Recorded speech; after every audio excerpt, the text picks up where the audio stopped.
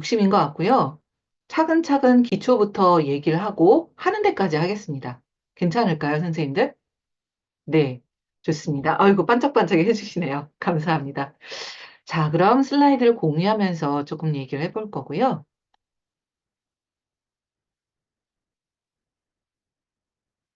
슬라이드가 보이시나요? 네, 슬라이드에 그냥 제 이름의 얼굴을 띄워놨고요. 슬라이드 보면서 뭐 제목을 봤다, 이거 봤다 하느니 그냥 슬라이드만 보시라는 뜻으로 이렇게 한 거라서 좀 부담스러우셔도 이해해 주셨으면 합니다. 자, 지금 오늘 날 교육은 사실은 실제와 적용 1탄이라고 볼 수 있을 거고요. 아마 전체 IFSC를 배우자고 한다면 정말 작정하고 몇 달 또는 몇 년은 배우셔야 될 거예요. 그래서 제가 중간에 말씀은 드리겠지만 이론 자체가 어렵지는 않아요. 초등학생도 이해를 해요. 선생님들 인사이드 아웃이라는 영화 혹시 아시나요? 인사이드 아웃. 나는 안다. 손 들어봐 주세요. 인사이드 아웃. 네, 많은 분들이 드시네요. 인사이드 아웃 2가 얼마 전에 개봉했죠? 혹시 보셨나요? 네네네, 보신 분들 계시네요. 인사이드 아웃이 바로 IFS 치료를 기반으로 해서 만들어진, 그래서 IFS 전문가들이 자문을 해서 만들었던 영화인데요. 인사이드 아웃이나 인사이드 아웃 2나 보고 이해하지 못하는 초등학생, 중학생, 고등학생 없어요. 보면 누구나 다 이해를 하거든요. 그러니까 그만큼 이해하기가 쉬운 치료예요. 배우기도 쉽고요. 그런데 적용하는 거는 약간 쉽지가 않습니다. 그래서 제가 부끄럽지만 제가 몇 년 전에 국제공인 IFS 치료 전문가 자격을 딸 때 썼던 제 비디오를 그냥 들고 왔어요. 그러니까 얼마나 제가 보면서 얼굴이 막 뜨끈뜨끈하고, 저렇게 했냐? 막 그런 마음이 들었는데, 이렇게 하는 거구나 하여튼 맛을 보시라고 갖고 왔으니까요. 보실 수 있는 기회가 아마 오늘 내일 중에 있을 것 같습니다. 특히 IFS 치료에서 제가 뒤에 가서 얘기를 하겠지만 부분이라는 거에 대한 이야기를 하고 부분 중에서 상처 입은 부분에 대한 이야기가 나오거든요. 근데 그 상처 입은 부분을 다루는 걸 아마 내일쯤 하게 될 거예요. 그래서 내일도 꼭 참여해 주셨으면 하는 마음입니다. 자, 이제 하나하나 조금 자세히 얘기를 해볼까요? 자, 오늘 제가 할 강의 자료에는 아마 다 받아보셨죠? 맞나요, 선생님들? 다 파일로 받으셨나요? 네, 네, 가지고 계시죠? 거기에 그림이 굉장히 많이 있었을 거예요. 근데 그 그림이 굉장히 공들여서 사실은 제가 만든 그림이에요. 그래서 IFS 치료를 할 수 있도록 그림 카드를 만든 걸 토대로 해서 오늘 강의를 좀 하려고 하고요.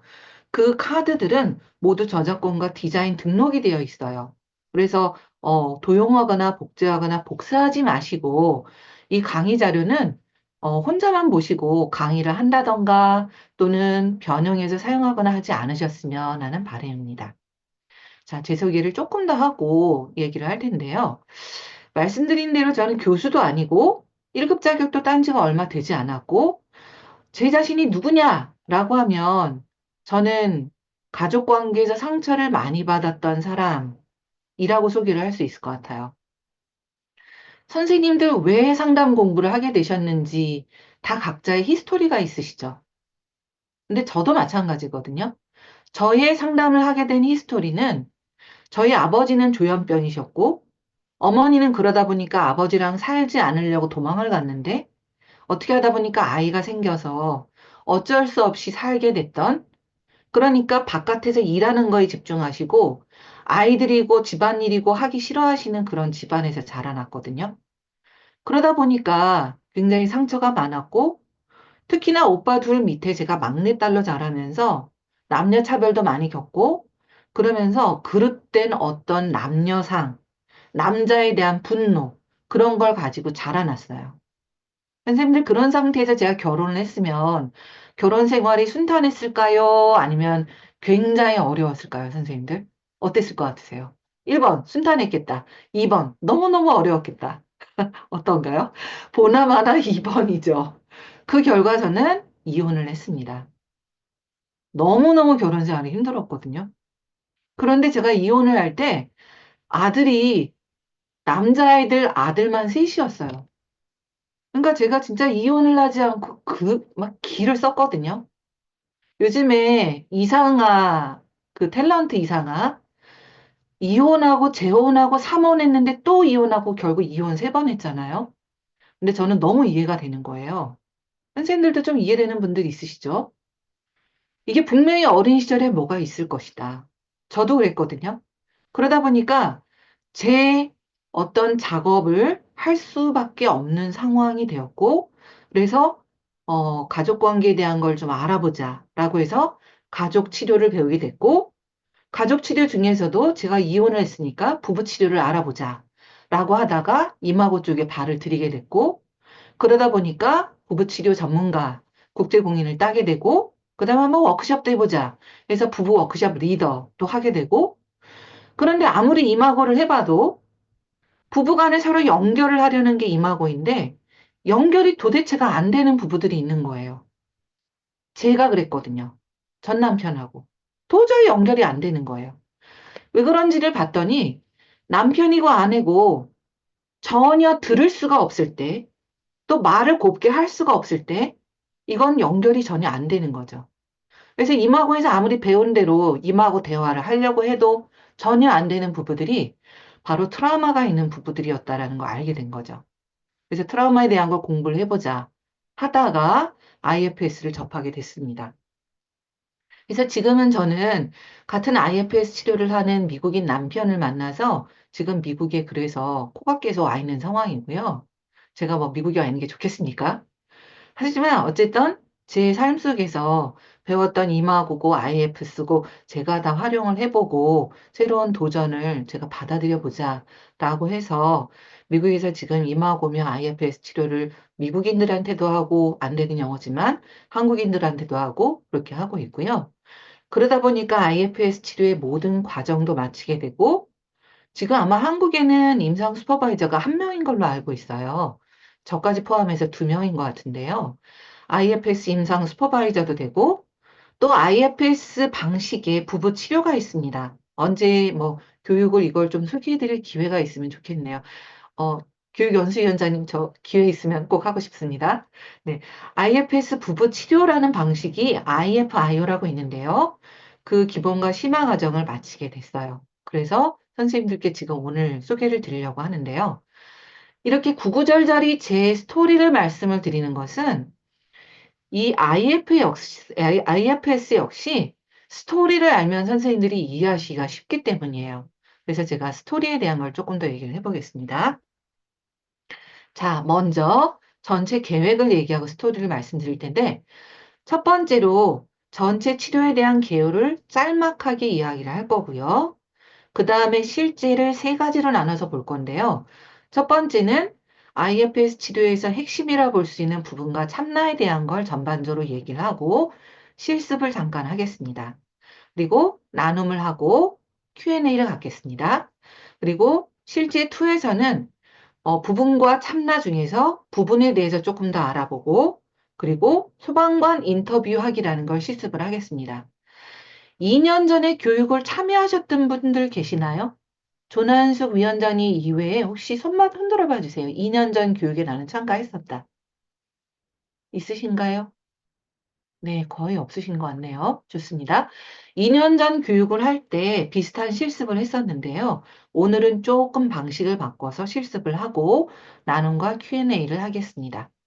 그 다음에 IFS 치료 실제 3번째 파트에서 보호자 부분 작업하기라는 걸 실제로 우리가 비디오 시청을 하면서 강의를 제가 진행을 할 거고 그 다음에 실습을 또 한 번 하겠습니다. 부분 알아차리기 실습을 할 거고요.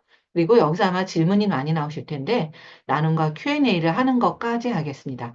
아마 여기까지 하면 아마 오늘 시간이 다 가지 않을까 싶은데요. 그러고 나면 내일쯤에 추방자에 대한 것을 하겠습니다.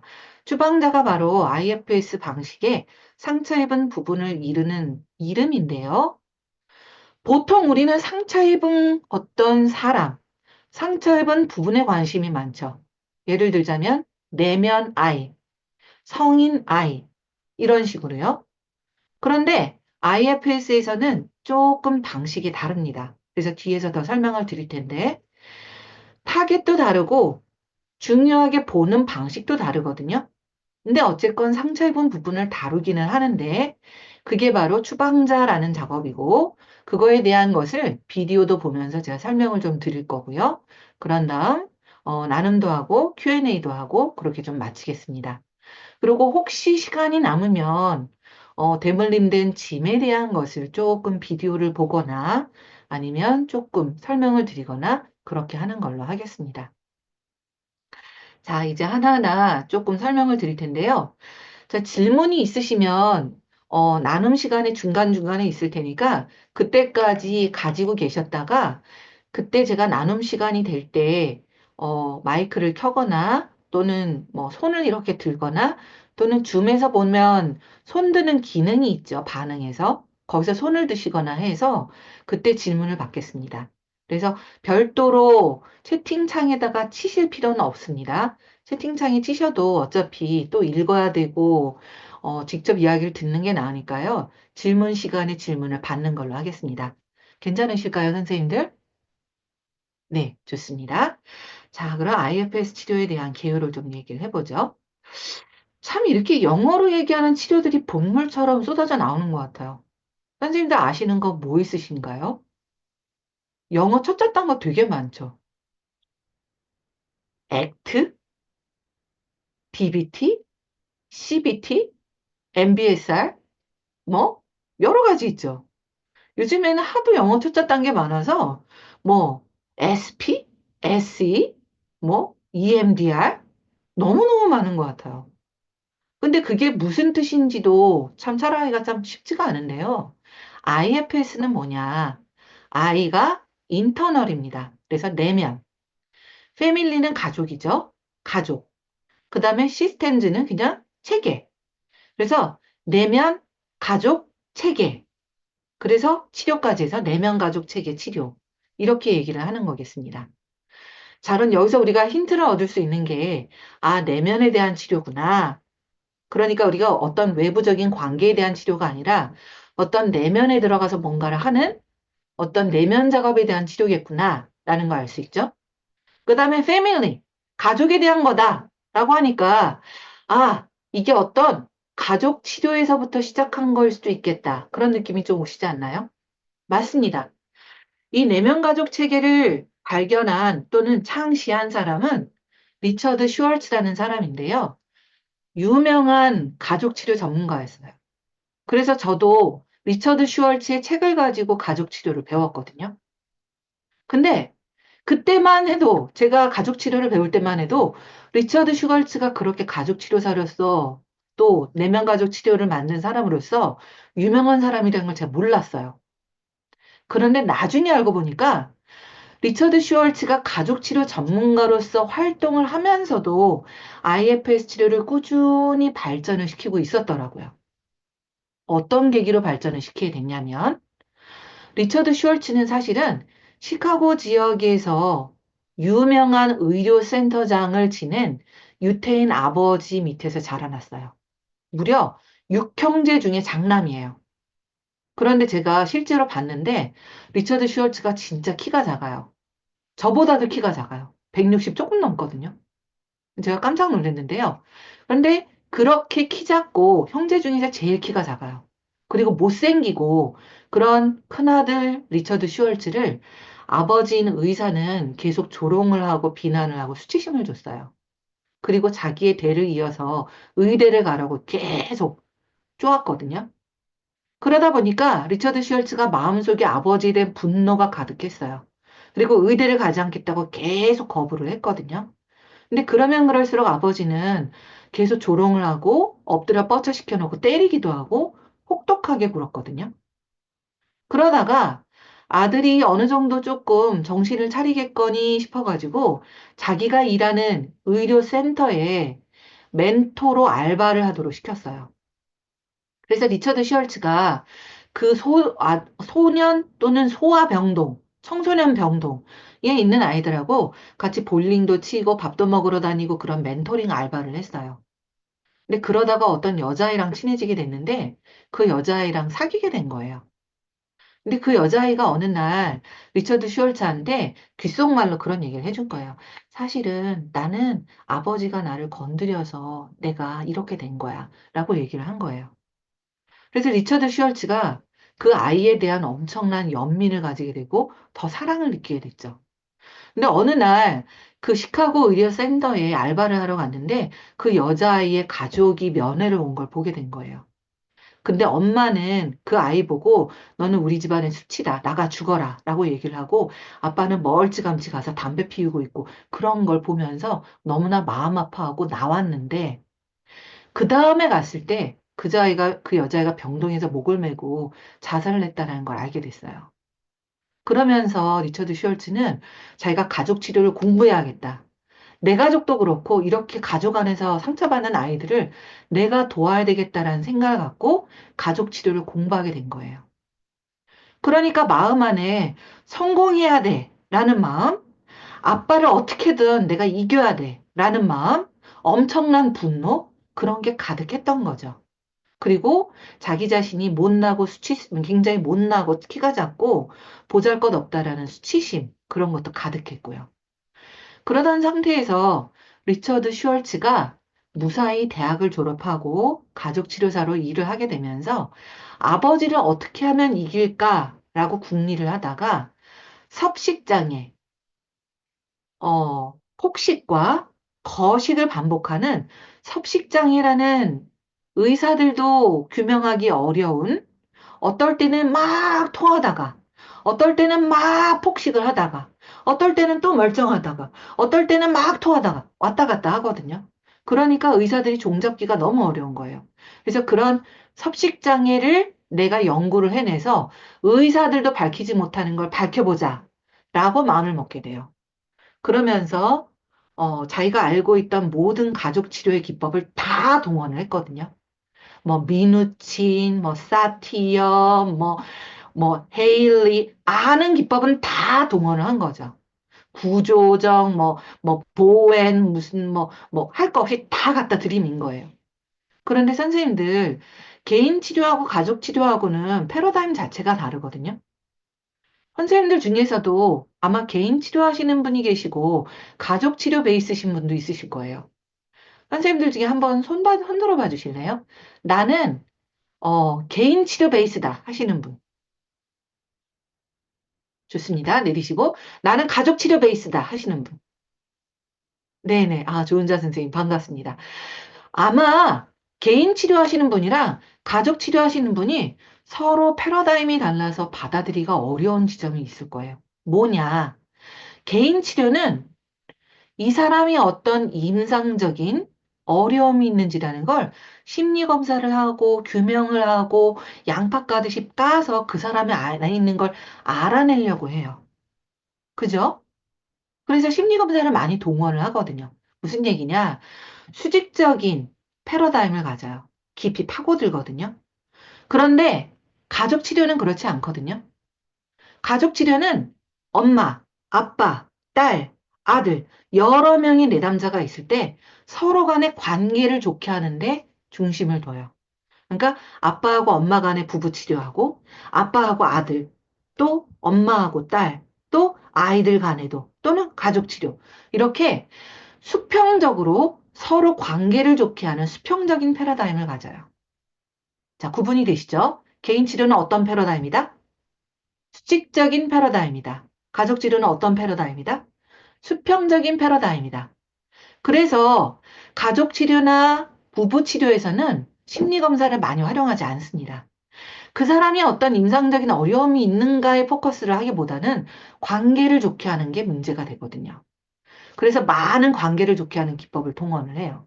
그래서 리처드 슈얼츠도 관계를 좋게 하는 많은 기법을 동원을 했어요.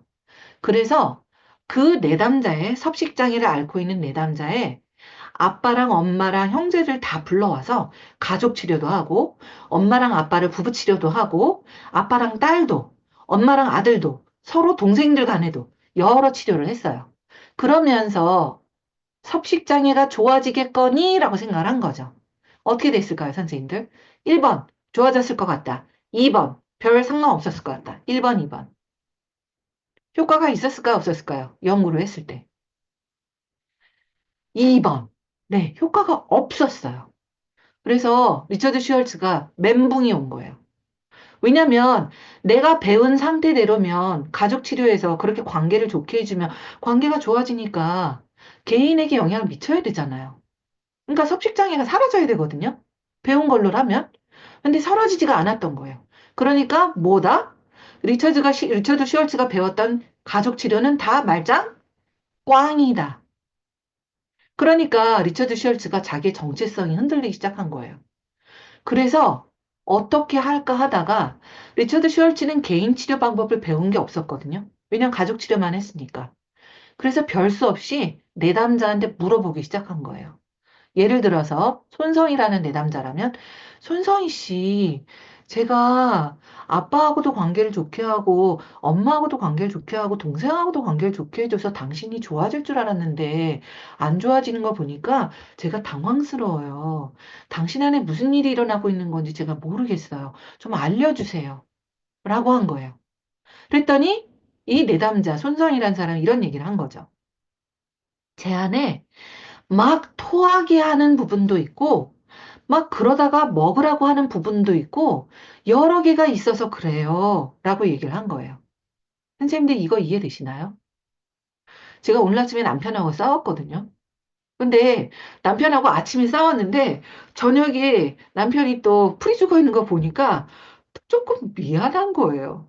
선생님들 그런 경험 혹시 없으세요?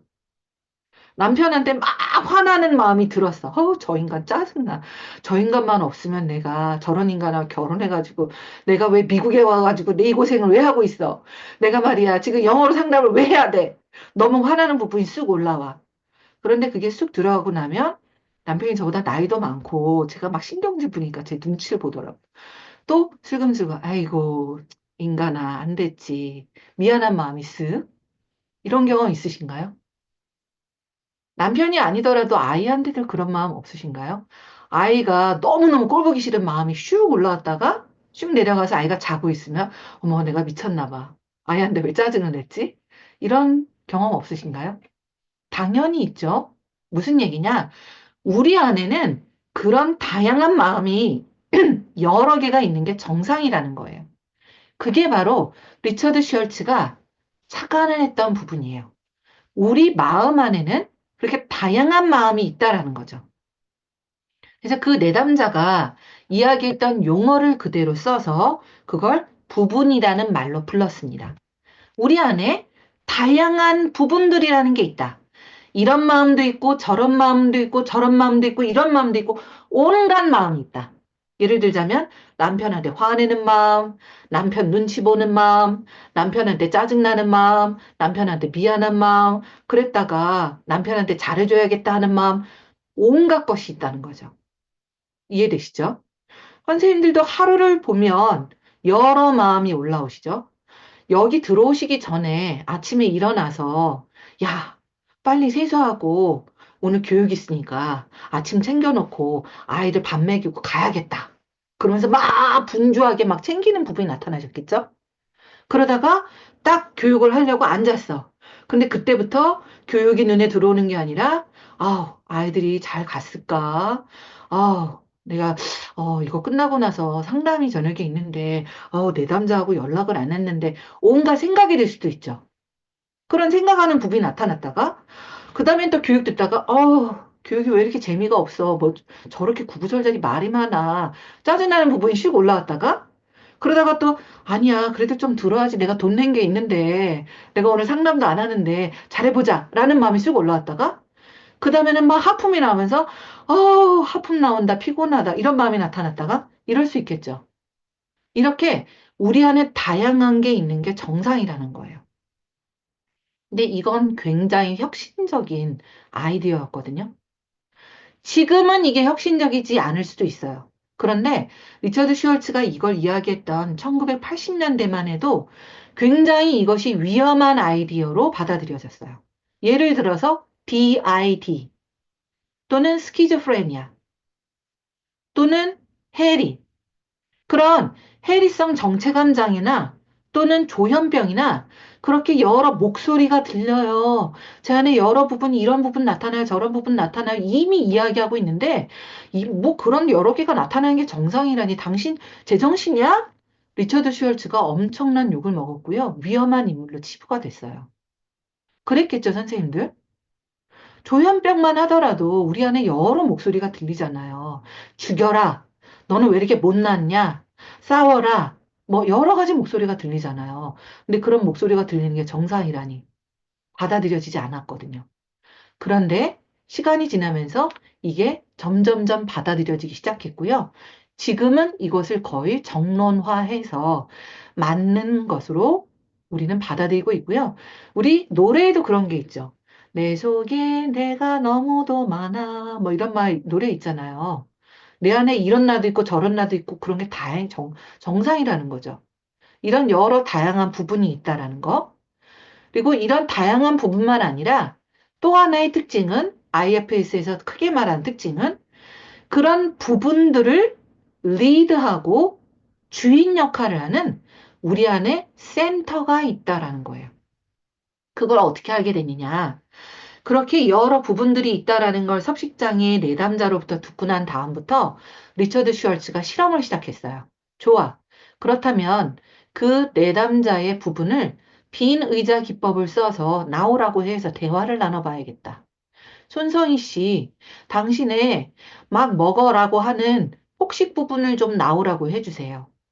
의자에 좀 앉은 것처럼 상상을 해봐 주실래요? 그러고서는 그 폭식 부분하고 막 대화를 해서 그 부분하고 알아가는 방식을 취한 거예요. 그런데 그러다가 어느 날 이런 내담자를 만나게 됐어요. 자해 내담자예요. 손목에 막 자해를 해가지고 손목이 너덜너덜한 내담자였거든요. 그래서 그 내담자한테 똑같은 방법을 썼어요. 자, 손성희 씨, 그 내담자를 손성희라고 합시다. 손성희 씨, 당신의 자해하는 부분을 좀 나와서 의자에 앉으라고 해볼까요? 자, 눈을 감고 그렇게 해볼까요? 네, 알겠습니다. 제가 눈을 감고 한번 자해하는 부분을 불러볼게요. 네, 자해하는 부분이 지금 나왔어요. 아, 그래요? 당신 옆에, 손성희 씨 옆에 의자가 하나 있다고 상상을 하시고 거기에 좀 앉혀주세요. 네, 앉혔어요. 자, 자해하는 부분하고 제가 직접 이야기를 할게요. 리처드 슈얼츠가. 당신, 왜 손성이라는 사람을 죽이려고 하는 거예요? 당신이 손성이를 죽이고 나면 손성이라는 사람은 몸이 사라진다고요. 당신도 끝이에요. 계속 그 자살하려는 부분하고 설득을 한 거예요. 그러니까 그 자살하려는 부분이 처음에는 나는 절대로 자해를 멈출 수 없어요. 멈출 수 없어요 하다가 나중에는 알았어요. 당신이 이야기하는 대로 내가 그냥 자해를 멈추죠. 손목에 자해하는 것을 멈출게요. 라고 약속을 했어요. 그래서 리처드 슈얼츠가 이렇게 하면 되는구나. 부분을 불러내서 부분하고 이야기를 하고 설득을 하면 되겠어. 라고 아이디어를 얻었죠. 그래서 의기양양하게 그 다음 시간에 그 내담자가 들어오는 걸 기다렸는데 그 내담자가 상담실 문을 열고 들어오는데 얼굴에 이렇게 커다랗게 칼 자국이 나 있었던 거예요. 왜 그랬을까요, 선생님들? 그 자해하는 부분이 약속한 건 어디에 자해하지 않는다는 거였나요? 손목에. 팔이었죠. 그러니까 이 자해하는 부분이 약속을 지킨 거지만 억지로 그렇게 그 행동을 스탑하려고 하는 행동에는 자기가 받아들일 수가 없으니까 그 고통을 그렇게 표현을 한 거예요. 자, 여기서 굉장히 중요한 걸 제가 하나 짚어드리려고 하는데요. 선생님들 우리가 상담자로서 상담 공부하기 시작할 때 가장 처음에 배우는 게 뭔가요? 자살하려고 하는 내담자, 자해하려고 하는 내담자, 뭘 봤나요? 자살 안 하겠다는 서약서. 맞아요. 자살 방지 서약서를 봤죠. 그래서 자살 방지 서약서에 어떤 내용들이 들어가나요? 자살하거나 자해하려고 하시면 그런 생각이 드실 때 꼭 연락을 주세요. 그리고 또 뭐가 들어가나요? 그런데도 불구하고 자살하거나 자해하시는 경우 저희가 책임지기가 어렵습니다라는 걸 넣죠. 그리고 자살하거나 자해하려고 할 때 꼭 연락을 하라고. 근데 그게 효과가 과연 얼마나 있을까요, 선생님들? 자살을 방지하는 서약을 받는 게. 뒤에 가서 말씀을 드리겠지만 IFS 치료에서는 자살 방지 서약을 받지 않습니다. 대신 자살하려는 그 부분을 다이렉트로 다뤄요. 자살하려는 부분과 직접 대화를 나눠서 그 부분에게 협상을 하는 방식을 취합니다. 자, 뒤에 가서 다시 얘기를 드릴 텐데요. 리처드 슈얼츠가 그렇게 얼굴에 커다랗게 칼자국이 난 그 내담자를 보고 난 후에 와, 내가 이렇게 그 부분을 불러내서 그 부분하고 밀고 당기기를 하는 방식으로 해서는 안 되겠다라는 걸 알아차리게 됐어요. 그리고 그 부분을 존중하면서 이야기를 듣기 시작했죠. 그랬더니 그 부분이 그런 얘기를 하는 거예요. 도대체 왜 손성이라는 내담자를 죽이려고 하는 건가요? 이유가 뭔가요? 왜 그렇게 나쁜 행동을 하는가요?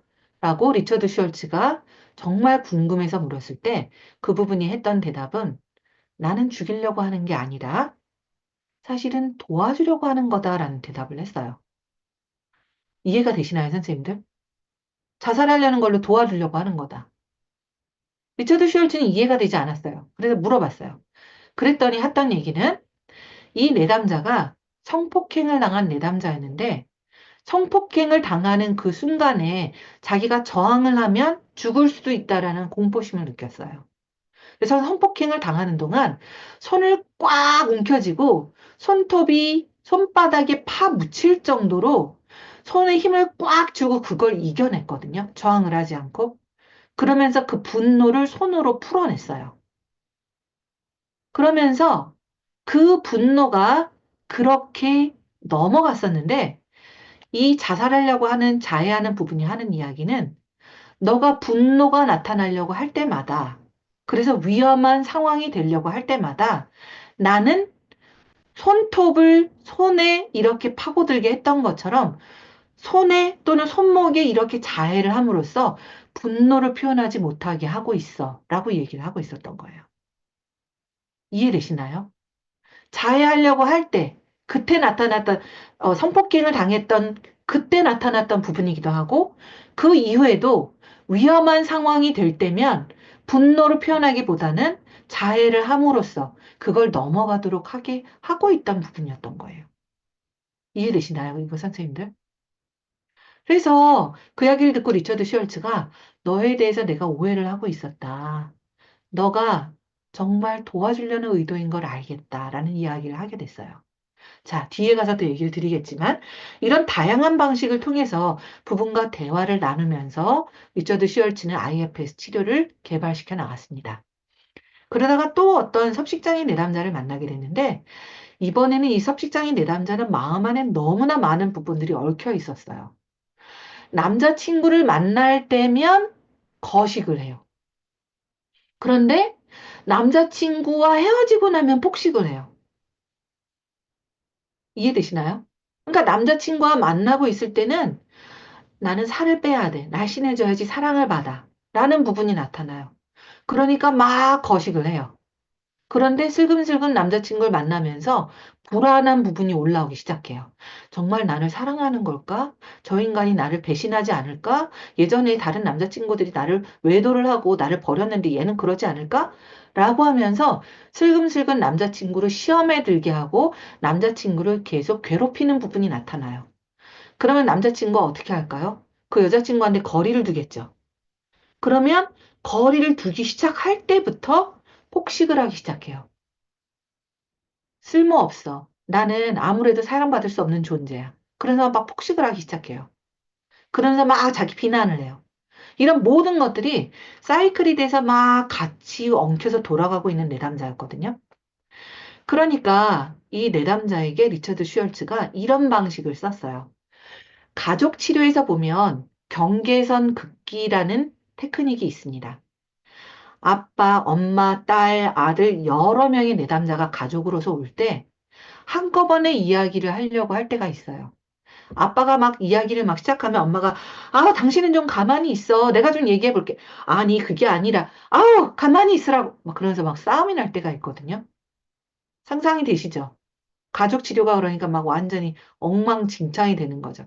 그럴 때 가족 치료사는 잠깐만요, 잠깐만요. 자, 어머님, 제가 아버님 이야기 듣고 난 다음에 어머님한테 기회를 드릴게요. 잠깐만 조금만 기다려 보실래요? 그렇게 양해를 구하거든요. 그걸 making boundary, 경계선 긋기라고 해요. 상황이 이해가 되시죠? 그러니까 교통 정리하는 거예요. 쉽게 말하면. 자, 그런데 선생님들 마음 안에서 그렇게 한꺼번에 많은 부분들이 올라올 때가 있어요. 제가 오늘 그랬거든요. 막 남편한테 너무 화가 나니까 막 비행기 타고 한국으로 가버릴까? 막 그런 부분도 나타나고 그럴 생각을 하니까 야, 여기 모든 물건 다 갖다 놨는데 이건 어떻게 하냐 막 걱정하는 부분도 나타나고 그러고 나니까, 남편하고 어떻게 화해를 해야 되겠는데, 어떻게 할까, 막 그런 부분도 나타나고, 그러고 나니까 저한테 비난하는 부분도 나타나고, 네가 말을 좀 조심해서 했어야지. 온갖 부분이 나타나는 거예요. 화나는 부분, 걱정하는 부분, 비난하는 부분, 남편 눈치 보는 부분, 남편한테 잘하라고 하는 부분, 여러 부분이요. 근데 이렇게 여러 가지가 섞여서 나타나는 경험들 다들 하시지 않나요? 어떠세요?